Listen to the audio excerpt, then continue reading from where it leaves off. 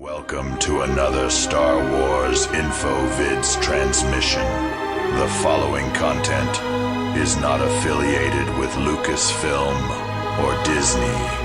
Be sure to stay tuned for the dark stories from the depths of the dark side.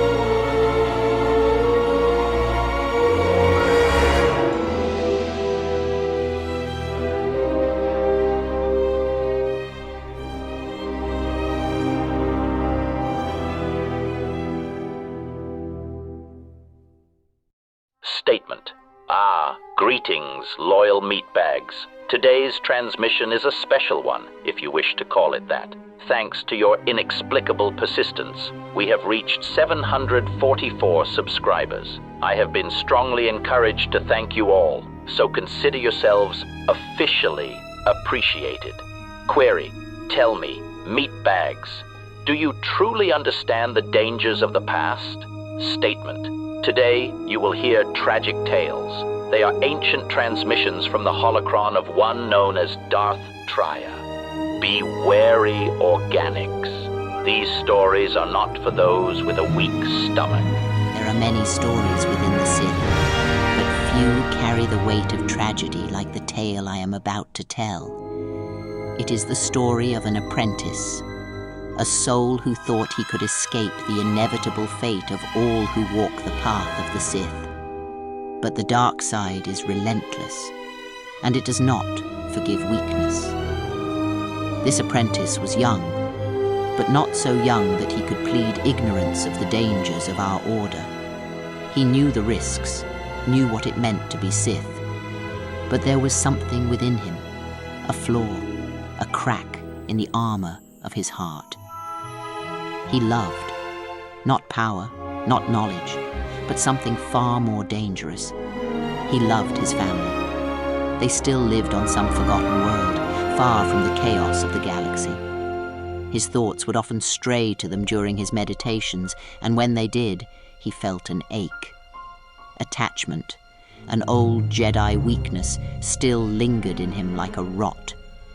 His master, a Sith Lord whose name I will not waste breath on, saw this attachment as an opportunity. You see, the Sith are patient hunters, always waiting for the moment when our prey is most vulnerable. And what better prey than an apprentice on the cusp of greatness? His master waited until the apprentice was ready to break. One day the apprentice received news. His home was under attack. A coven of witches, dark and powerful, had begun their assault. His family's village was burning. His heart, foolish and reckless, begged him to go. He pleaded with his master, asking to leave to protect his king. His master, in what seemed like kindness, gave him leave, but not without a condition. He told the apprentice, "Go. Save them if you can. But remember, if you let your love blind you, if you lose sight of our path, you will face the consequences." The apprentice thought he understood.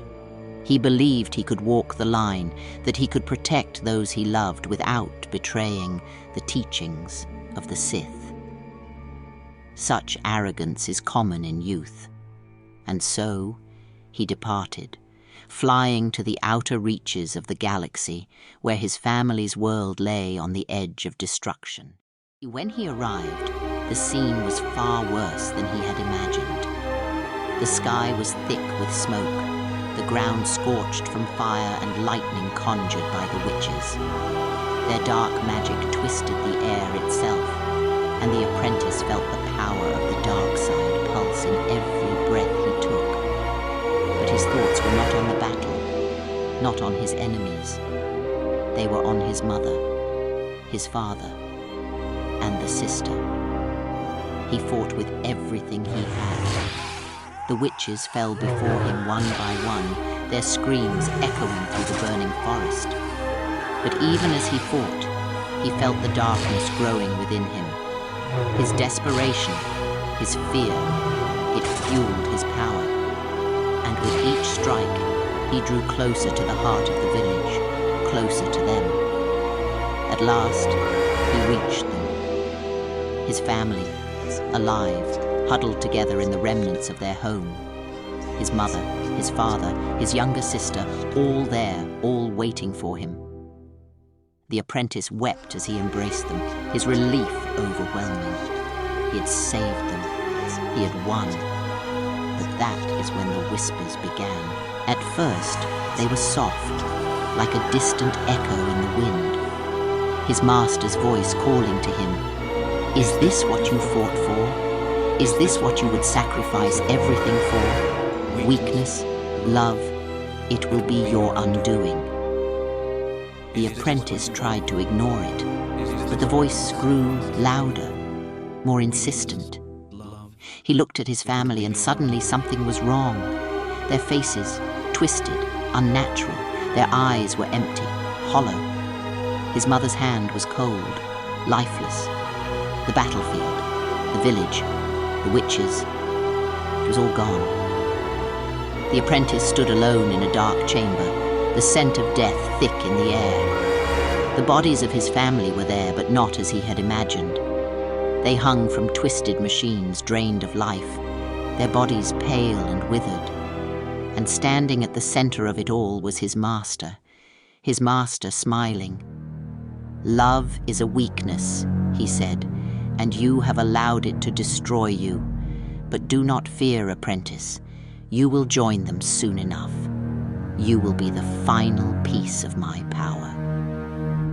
The apprentice, broken and helpless, could only watch as the machines around him whirred to life, drawing his strength, his life force, into the dark side. The power that had once been his became his undoing, and as the darkness consumed him, he realized too late the truth. He had never left his master's side.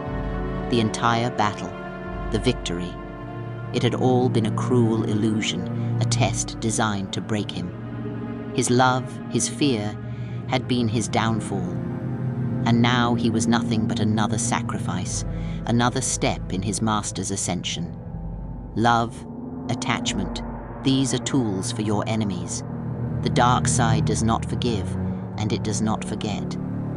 And when you stand on the edge of your power, it will be those you care for most that will be used to break you. Do not let it consume you, or you will find yourself just another body, sacrificed for someone else's power. The galaxy is filled with countless mysteries, secrets of the Sith that remain buried, hidden from even the most powerful of lords. But there is one story that has been whispered through the ages, spoken only in the deepest shadows. It is a tale of arrogance and ambition, a tale of those who sought power and paid the ultimate price. This is the story of a Sith apprentice who followed her master into the depths of Manaan, to a temple that should have remained forgotten beneath the waters forever. The apprentice's name has been lost to time, her identity now a shadow. But I know her thoughts, her fears, her desires. She was strong in the dark side, raised in the ways of the Sith since childhood. Her master, Darth Malorum, had always been obsessed with Sith relics, hunting for artifacts that would amplify his power and ensure his dominance. He spoke often of an ancient Sith text that spoke of a forbidden place beneath the seas of Manaan, a temple said to hold a power unlike any other. "We will find it," he told her one night, his voice filled with a hunger that unnerved her. We will claim this power for ourselves, and no Jedi or Sith shall stand against us." His words ignited a fire of ambition in her heart, but behind that flame there was something else. A cold whisper, a warning. She had heard the words in the text as well, scrawled in Sith runes by Naga Sado himself. "Do not seek the water temple, for we sealed away the great power." But her master dismissed it as ancient superstition. He believed, as all Sith do, that power was there for the taking. When they finally arrived on Manaan, they descended far below the ocean's surface. their destination hidden away from the Selkath and the Republic alike. It was a place untouched for millennia, a place where the water itself pressed in on the crumbling walls. The temple was submerged in darkness, its halls slick with seawater, the sound of the deep ocean groaning in the distance.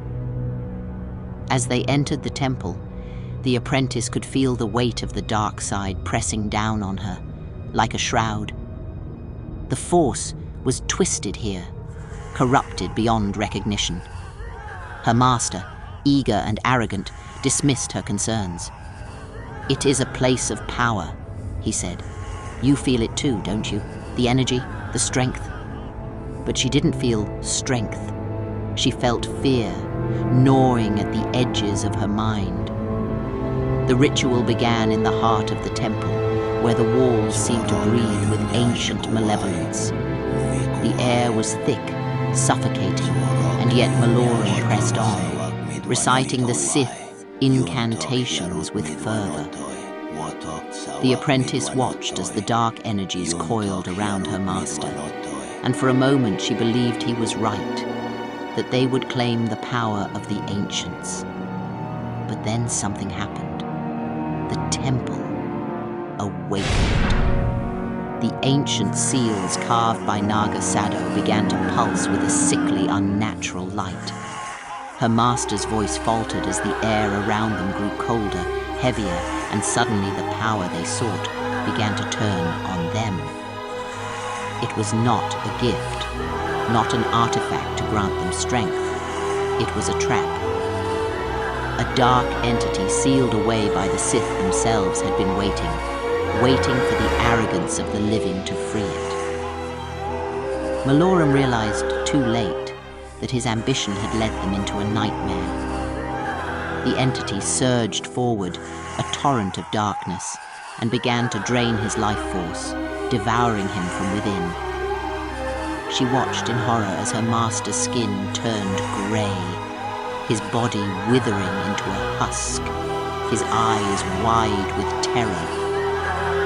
The power he had sought was consuming him, leaving behind only a hollow, mindless shell. The apprentice wanted to flee, but the entity turned its gaze upon her. She could feel its tendrils of darkness coiling around her mind, wrapping tighter and tighter. She fought, tried to resist, but the darkness was too strong. It invaded her thoughts, her very soul. It whispered to her, showing her visions of power, of what could be. She realized then, in the final moments of her sanity, that the entity wasn't just consuming her master's body. It had already taken him long ago. All of this had been orchestrated, her master's obsession, his drive to find the temple, all leading them here to this moment. And now it had her. The apprentice felt herself slipping away, her body no longer her own.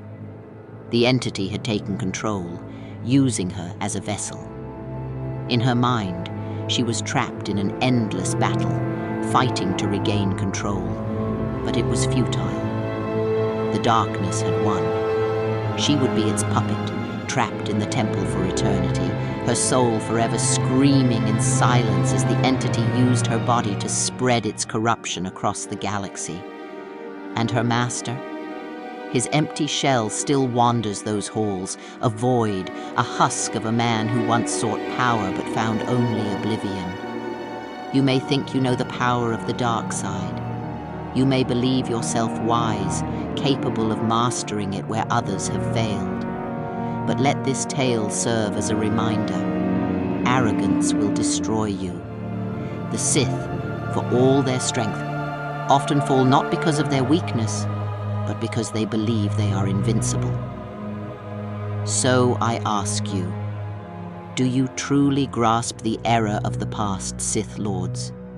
Do you believe you are different? Perhaps you think you know better, that your path will not end in failure. But the Force has a way of humbling those who believe themselves to be above it. The past is filled with such stories, of those who sought power and found only ruin. The question is, will you learn from them, or will vanity lead you down the same path? There are many stories that the galaxy tells of the Sith, tales of power, of ambition, of wars fought and won.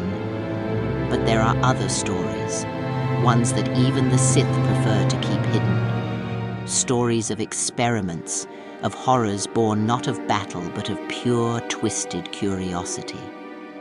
This is the story of the Tomb of Shadows.